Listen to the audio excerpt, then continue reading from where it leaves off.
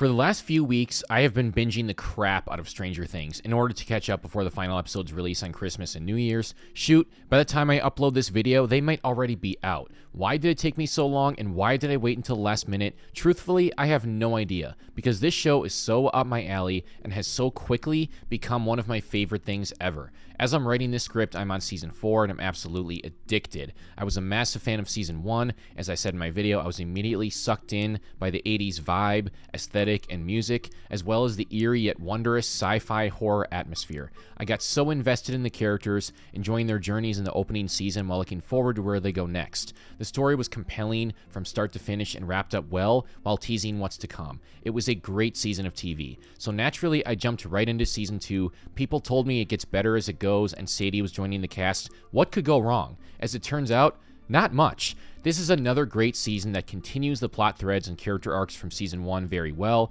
while continuing to set up more, and the emotions are even bigger. It feels like the same show, while not feeling like a rehash of Season 1, and it takes inspiration from more movies and TV. But enough preamble, this is part 2 of my Stranger Things series analysis. Let's dive into all of the things that make Season 2 awesome. Spoilers, obviously.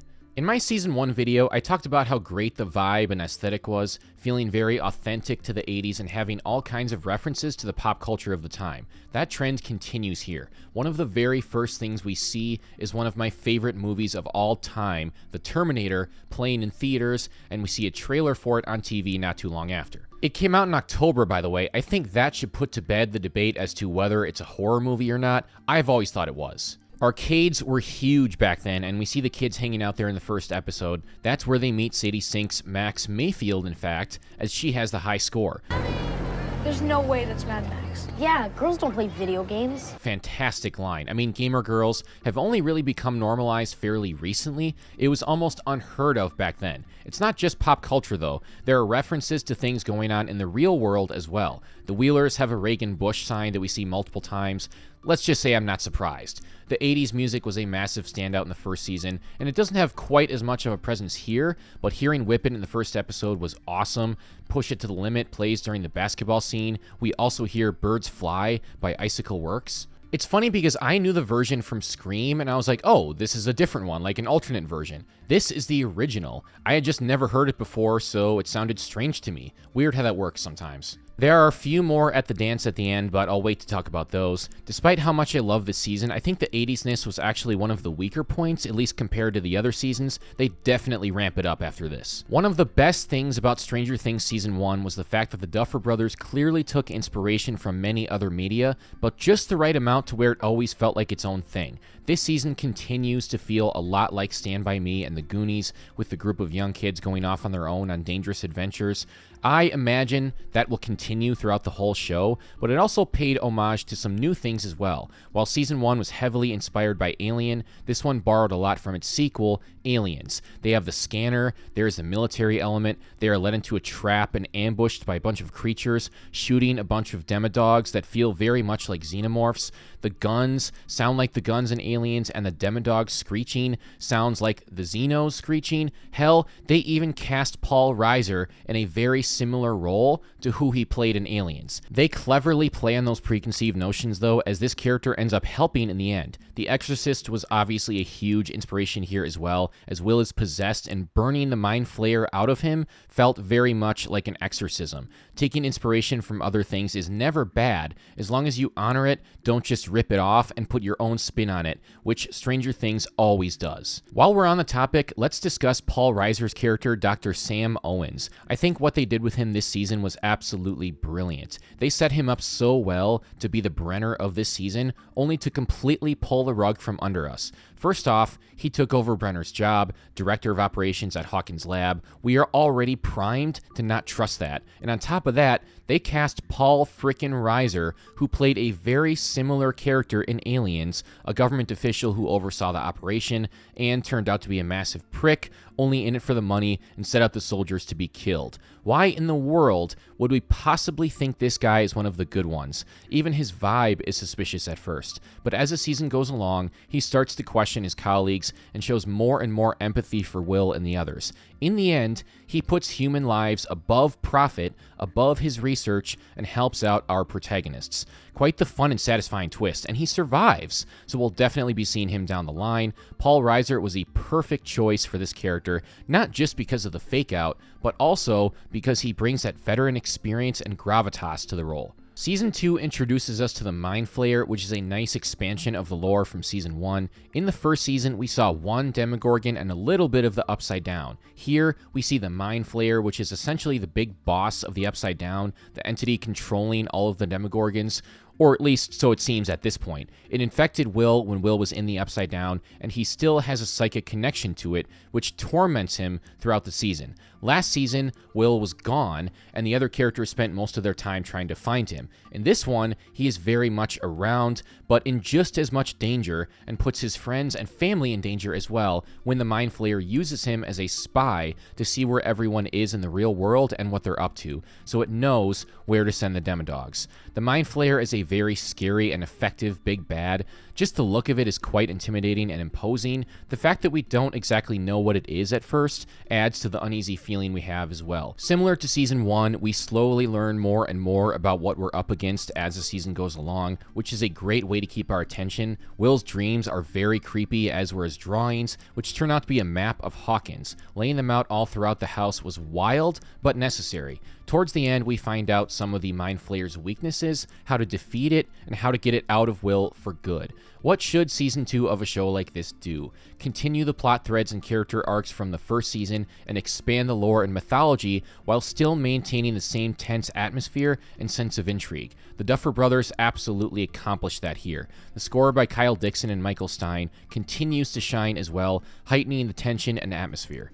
This season introduces us to several great new characters, one of them being the aforementioned Max Mayfield, played by the wonderful Sadie Sink. Sadie is one of my favorite actors and people in general, and she absolutely delivers here. Max is the cool, mysterious outsider that the boys all fawn over. She's a very guarded and cynical kid due to her rough upbringing and home life. She has gotten screwed over and treated poorly her entire life. Even characters we know and like, such as Mike and Elle, are so mean to her for literally no reason.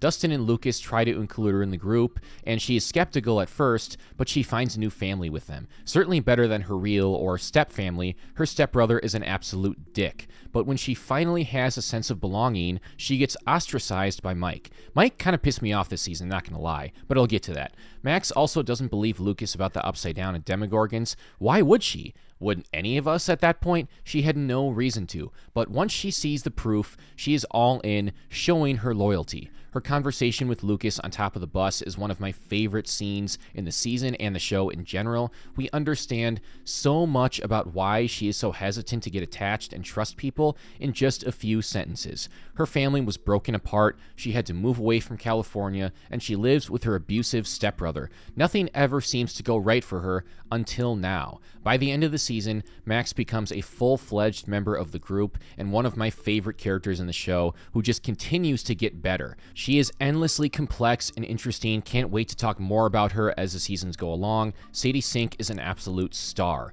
We get the beginning of Max and Lucas's relationship this season, which will go on to become probably my favorite romance in the entire show. Lucas was a standout in Season 1 for me, and giving him a romantic interest absolutely works. Him and Dustin both like her, and them working up the courage to ask her to be in the group was so relatable. We have all been there. I adore Dustin. He is absolutely my favorite character, but Lucas is clearly a better fit for Max. He more than meets his match intellectually with her. Lucas is far from a completely clueless kid in general, but with her, he can be sometimes. And let's not act like we've all not been down that road before. Still, he shows her more empathy and kindness than anyone else ever had, and genuinely enjoys being around her, something that comes as a huge surprise to her. It starts as a childhood crush, but turns into a genuine connection, which really started when he told her the truth, and it was further solidified during the aforementioned bus conversation, then even more so at the dance. Their chemistry is off the charts.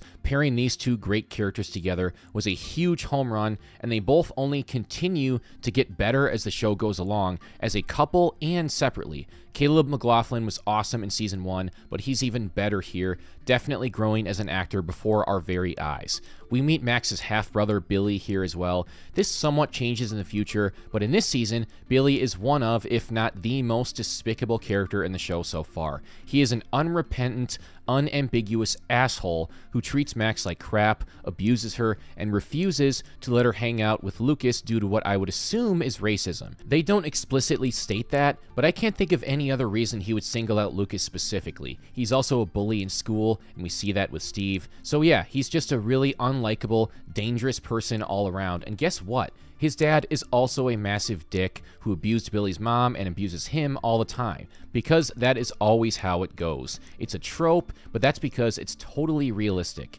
Someone sees abuse at home, they get abused, they think it's normal and want to take it out on someone else, usually someone smaller than them. It's a vicious cycle that just keeps on going. This all comes to a head in the finale, though, when Billy confronts Steve and the kids. Steve and Max both stand up to Billy here, characters he had essentially tortured throughout the season. Steve fights him, Max knocks him out with a sedative, and made him promise to leave her and her friends alone, a very satisfying conclusion to that conflict for this season. What they do with him next season is even more interesting, though. Stay tuned for that. Like many of the actors in the show, I was completely unfamiliar with Dacre Montgomery before this, but he is so damn good at making us hate this character. We also meet Murray, played by Brett Gelman this season, who immediately becomes one of the funniest characters in the show. Before we even see him, Nancy and Jonathan have trouble finding the camera, one of the better jokes in the show that they come back to again next season. Murray is a prototypical paranoid conspiracy theorist,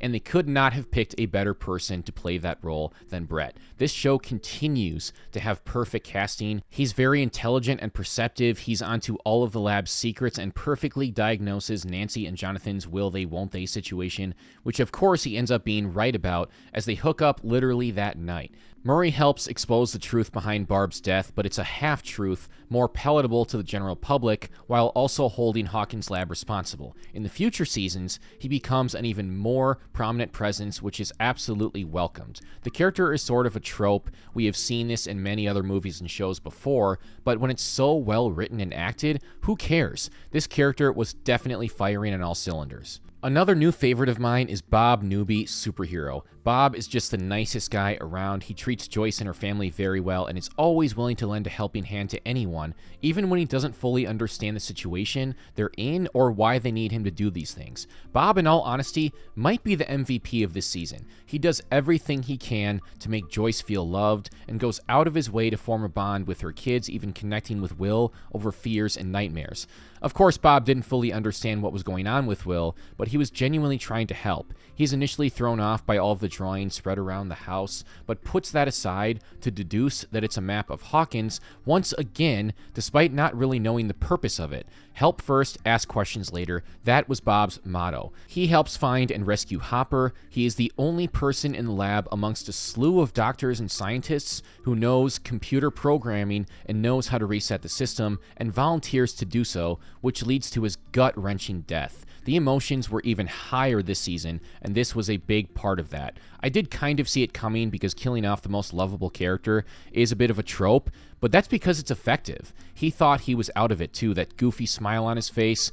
Oh man, brutal. Definitely the saddest thing to happen in the show yet, and they let you sit with it too. I love me some quiet, emotional moments with no dialogue, and this season has one of the better ones after Bob's death. Then they cut the tension at just the right time with a Demodog joke. The Duffer Brothers are so good at balancing the tone. I sound like a broken record, but perfect casting once again. You need a likable guy, cast Sean Astin. Easy peasy, right? This show has been so hard on Joyce. This poor woman just can't catch a break. She has gotten very little time to just relax and not be under constant stress. For the entirety of season 1, she was trying to help find her lost son, Will. She gets some brief happiness this season as she has found an amazing boyfriend in Bob, and everything seems to be okay. But trouble arises once again, as not only is Will in pain for the entire season, and Joyce scrambles to relieve him of that pain, but she then loses Bob, one of the few few good things in her life in such a gut-wrenching way. Bob's death motivates her during the finale, and she inflicts a little more pain on Will than she would normally be willing to in order to get the Mind Flayer out of him to make sure it never kills anyone else. She is very overprotective, and rightfully so, but her desire for revenge and to destroy this thing sort of overrides her overprotective nature there, which shows growth. I'll expand on this a little bit later, but I've never found Will to be that interesting of a character, but we care about him mostly because Joyce does, because we hate to see her in pain. Luckily, the next few seasons will give us a different side of her, because for the most part so far, she has been in one mood: stressed the hell out. Winona Ryder has been one of my favorite actors for a while, and I maintain that Stranger Things is some of her best work. Playing a character that is constantly on edge is not an easy thing to do. I said in my Season 1 video that Dustin is probably my favorite character. That only gets further solidified here, and future spoilers in the upcoming seasons as well. Alongside Randy from Scream, Dustin is one of the fictional characters I have been able to relate to the most, personality-wise. He's such a pop culture nerd, which comes in handy on several occasions, and he's a great problem solver. He has so many memorable moments throughout this season, some important, some random and funny. Despite his smarts, though, he does make some mistakes, such as taking this strange little creature in as a pet that he names Dart, and he even lies to his friends about him. His adolescent naivete leads him to think Dart is harmless, but he turns out to be a baby Demogorgon, or Demodog as Dustin coins. When everyone else wants to kill Dart, Dustin feeds him 3 musketeers to distract him, and the gang is able to slip away, so his kindness actually won out in the end. Also, I agree with Dustin. 3 Musketeers is absolutely elite. Just nougat? So what? Nougat is amazing. That's kind of like when people try to dunk on me by saying, you know, boneless wings are just nuggets, right? And? What's your point? They're amazing. My point is that this kid just keeps getting more and more relatable. And let's be honest, him putting on catcher's gear to take on Dart was absolutely hilarious. I would totally do that too. And the swearing, come on, it's constant and it's amazing. The scene where he swore at Mr. Wheeler had me rolling. No. But where the hell is he? He thought pressing the button himself instead of Jonathan doing it would make a difference. This kid is an absolute goldmine for quotability and memorable scenes. Gaten Matarazzo, you are amazing. One of my favorite things to come out of this season is the happy accident that is Steve and Dustin's budding friendship. These two guys appear on paper to be complete opposites, and you would never expect them to get along. Steve is the good-looking, cool, but dense, popular high school guy. Dustin is a dorky middle school nerd who gets picked on and knows so much about pop culture and science, but very little about how to interact with people in the real world, especially girls. This is where Steve starts to become one of my favorite characters in the show, something I would have never predicted while watching Season 1. He decides to help Dustin find Dart with no ulterior motive and gives him girl advice. Is his advice correct? Kind of. There's some merit to it, but it's short-sighted. Believe me, not caring does work better sometimes, but it depends on the girl. The world is a little more complicated than that, Steve. He does have some amazing hair, though. His advice on that I would absolutely take. Steve and Dustin will go on to become my favorite friendship in the entire show. Props to the Duffer Brothers for thinking of that. Steve is in an interesting place this season. When the season starts, things are essentially the way they were before. He's back with Nancy, and it appears to be going well, but when the cracks start to show and they break up, we see an entirely new side of Steve when he becomes essentially the babysitter to the kids. I'm not going to lie, I was skeptical at first. Up until this point, Steve was almost entirely defined by his relationship with Nancy, and a majority of his scenes were through her point of view. What would he be without her? Turns out, them breaking up was the best thing that could have happened for the show and for the growth of his character. He was down, he lost his girlfriend, he lost his status, and he was getting picked on by the new kid in town, Billy. But he finds a new purpose in protecting Dustin and the other kids. Sure, they may be smarter than him, but he's older, bigger, and has more street smarts and physical strength. Steve standing up to Billy at the end was very satisfying. Sure, he lost in the end, but it's the courage that matters. Billy was extra creepy in that scene, by the way, laughing like the Joker in the interrogation scene as he gets punched. Steve had a nice arc in Season 1, but Season 2 puts him on the path to becoming one of the greats. Joe Keery really takes his performance to the next level here. I mentioned in my season 1 video that Nancy was one of my favorite characters, and that absolutely remains the case here. I'm all caught up on the show, and I can't for the life of me understand why the hell she gets so much hate online. I don't want to hear that Mary Sue crap. Her journey from prissy popular girl to courageous badass is gradual and absolutely earned. They did a lot of good stuff with her in season 1, and season 2 built upon that. She's back with Steve at the beginning of the season, but the relationship is definitely fragile, and she is still wrestling with the guilt over what happened to Barb. Keep in mind, she just found out at the end of last season that Barb was actually dead. Is she right to blame Steven herself for what happened? Kinda. They definitely shouldn't have left her alone, but all you can do is learn from it and become a better person moving forward, and Nancy tries her best to do that. Does she stumble along the way? Of course. She tried to drown her guilt in alcohol. This is the one time I will side with Steve. She definitely needed to be cut off that night. And holy cow, Natalia Dyer's drunk acting is incredible in that scene. Believably, pretending to be drunk is extremely hard. You wanted this. No, I didn't want this. I told you to stop drinking. By the end of the season, her badassery comes fully to the surface as she is once again on the front lines ready to fight. She also starts to show investigative journalism traits, something she utilizes further next season. Nancy is a top 5 character in the show for me. I will die on that hill. Natalia Dyer, I love you. Jonathan was super interesting in season 1, and he still is here, albeit slightly less so. Honestly, he kind of gets less interesting to me as the show goes along. He and Steve kind of end up switching places. If you would have told me while I was watching season 1 that Steve would end up a far better character than Jonathan, I would have never believed you, but here we are. Jonathan is still very protective of Nancy, and he is great at taking care of her, his brother, and his mom. But that's kind of it. We already learned that in season 1. There isn't a ton of growth here. Sure, he finally makes his move on Nancy, which was a long time coming, but that was definitely a mutual thing. It was a satisfying scene, though, don't get me wrong. They built up to it well, but it's almost like whoever is dating Nancy doesn't have an identity of their own. Steve is single now, which allows them to do so many interesting things with him, whereas Jonathan was at his best in season 1, but then becomes just tied to Nancy. I think Jonathan is a character with a lot of potential, and Charlie Heaton is really good in the role, but that potential just never really got tapped like it did with so many of the other characters. I do think season 5 redeems him, but we'll cross that bridge when we come to it. For the most part, the Duffer Brothers are just so good at character dynamics and pairing the right characters together. I've already mentioned several of them, but Hopper and Eleven is another. Their father-daughter relationship is so heartwarming and genuine. Is it perfect? Of course not. What father-child relationship is? He can definitely be too strict at times, and she can definitely be bratty at times. You can definitely understand where they are both coming from. Elle wants more freedom, and Hopper wants to protect her. Despite their many contentious moments, though, they have their fair share of sweet ones as well. Hopper dancing was legitimately one of my favorite moments in the entire show. We rarely see him when he's not serious and grouchy, so it was nice to see him actually open up and feel comfortable around someone. Their conversation in the car in the finale was fantastic. They talk everything out and both take responsibility for their part in Elle leaving the house when she wasn't supposed to. She should have listened, but Hopper also should have been there and should have just told her the truth about her mom. This is also the first time Elle learns about what happened to Hopper's daughter Sarah, and he confesses his depression. Very heartfelt, sweet, and emotional scene. I love that the Duffer Brothers take breaks between the action and thrills to give us these great character moments. That way, when the stuff goes down, we care more.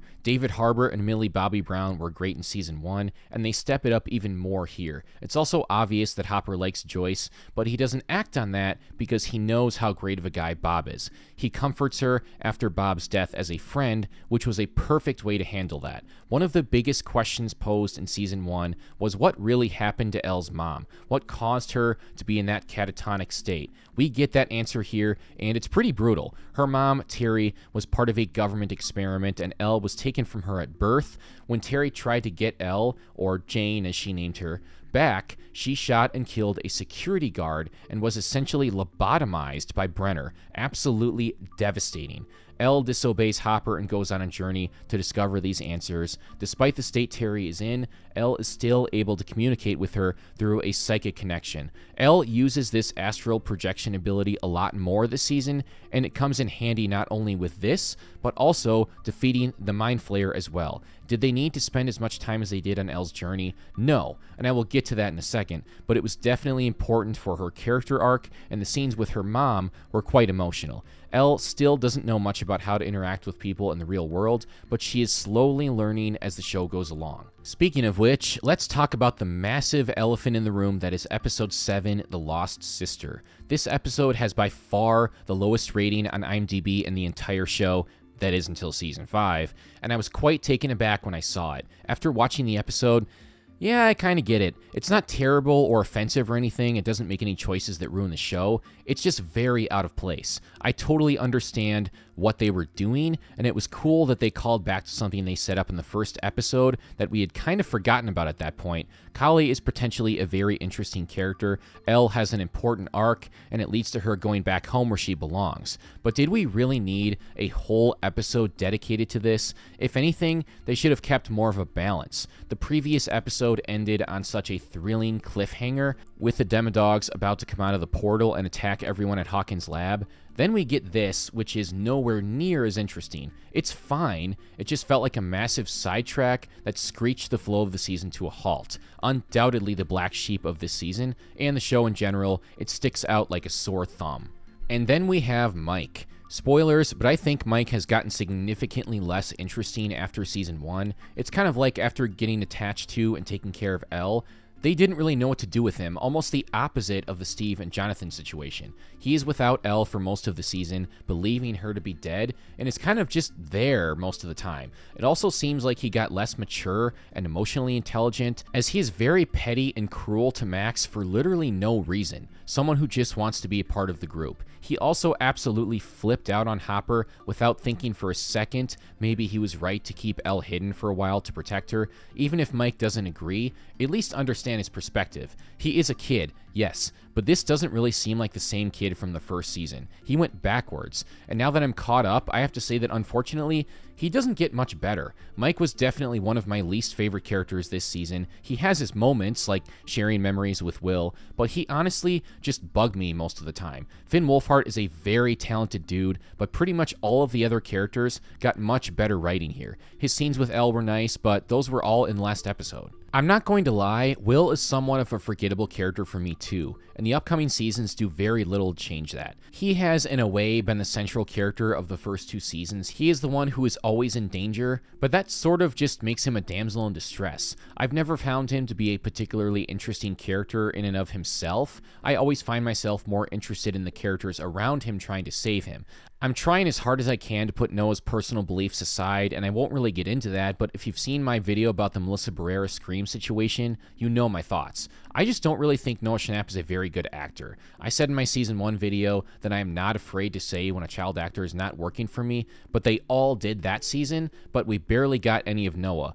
Now that we see him for a full season, he is the one I kind of have a hard time buying into. I mentioned the show had perfect casting. This might be the one exception. Again, there are a lot of interesting scenes with him in it, but those are more in spite of him and because of everyone else than because of him.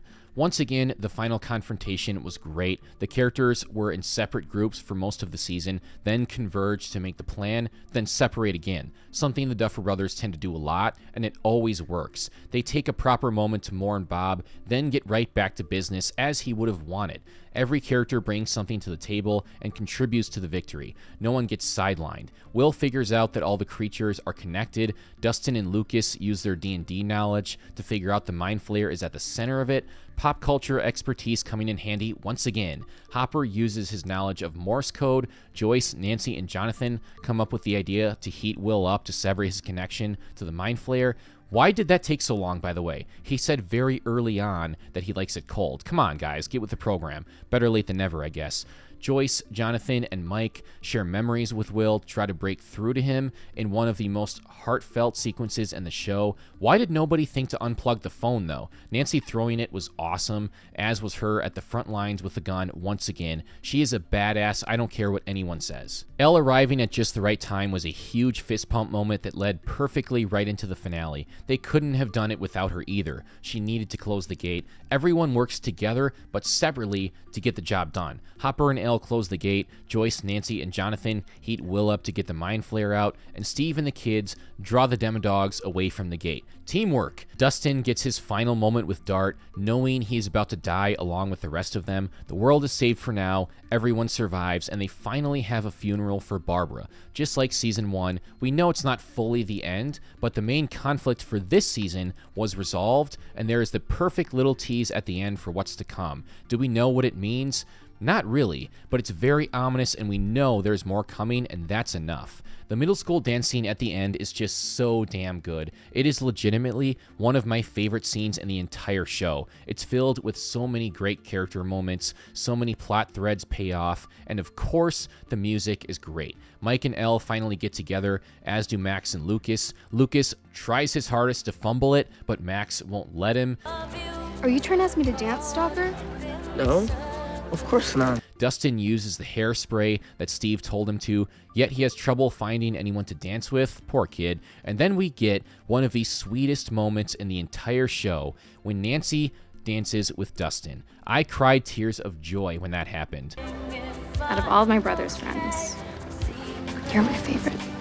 Some of the best stuff in the show is not necessarily the action or the horror, but the character moments, and this scene is filled with them. I love these two characters, Nancy and Dustin, so much. They are two of my favorites, and it highlights just how kind of a person Nancy is. She really is the perfect balance of badass and vulnerable, and look how happy Dustin is. I mean, come on. All while Time After Time is playing, they could not have picked a better song for this scene. The dance definitely does a lot of the heavy lifting when it comes to the music this season. They tease a potential Hopper and Joyce romance, then Every Breath You Take plays when Elle arrives. Come on, man, pulling all of the heartstrings. Perfect way to end the season. Would not have guessed a middle school dance would end up being one of my favorite sequences in the show, but here we are. That was so well done. Overall, Stranger Things Season 2 was a fantastic follow-up to the first season. It expanded the lore with the Mind Flayer, the hive mind, and Will's connection to it. We learned more about what happened in the lab, why Elle's mom is incapacitated, and about others like Elle. We also learned her real name. It built out the characters further, introducing us to several compelling new ones, such as Max, Billy, Bob, and Murray. It also did great stuff with the existing characters, particularly Steve, Dustin, Lucas, Nancy, Hopper, and Eleven. Pairing Steve and Dustin up was one of the best decisions the Duffer Brothers ever made. There is a common theme running throughout the season of finding your purpose. Steve, Max, Elle, Hopper, Nancy, and Jonathan all have fascinating journeys in that regard. The story hooked me again, and the tension builds throughout the season, culminating in a huge slam-bang final 2 episodes, filled with thrills and awesome character contributions. The middle school dance at the end is one of my favorite sequences ever put to screen, filled with so many emotions. Season 1 was quite emotional, but this one hit even harder with the death of Bob, getting the Mind Flayer out of Will, and Hopper and Elle's relationship. Did they know what to do with every single character? No, but that's bound to happen when you have such a large ensemble. Stranger Things continues to deliver, and in some ways, Season 2 was an improvement over the first. Season 3 is incredible, and I can't wait to talk about it. If you made it this far, thank you so much for watching. I love you. I am loving watching and talking about this show. By the time I post this, it will definitely be after New Year's and it will all be over, but I intend on finishing this review series and probably doing some other related videos as well, maybe like some deep dives on specific characters or something. I can't wait to keep this train rolling. Maya joined the show next season, and I can't wait to talk about that. I also have my Teen Titans Season 4 video coming at some point. Don't worry, friends, it is happening. It's just hard because Stranger Things is so hot right now, and that's kind of all I've been focused on for the last month plus. I will ask you, if you are interested, to please check out my Patreon to see if anything appeals to you. Even the tiniest amount of support would go a very long way, and I'm open to suggestions on the tiers and benefits. If you can't do that, though, I completely understand, but please like. It is totally free. You have an unlimited amount of them, and it literally takes just a second, but it's so helpful for the growth of my channel and viewership of my videos. Drop a comment below with your thoughts on Stranger Things Season 2. Subscribe and hit the notification bell to get notified when I post a video if you're interested in seeing more of this kind of stuff. And stay tuned for some more fun content. I will see you soon.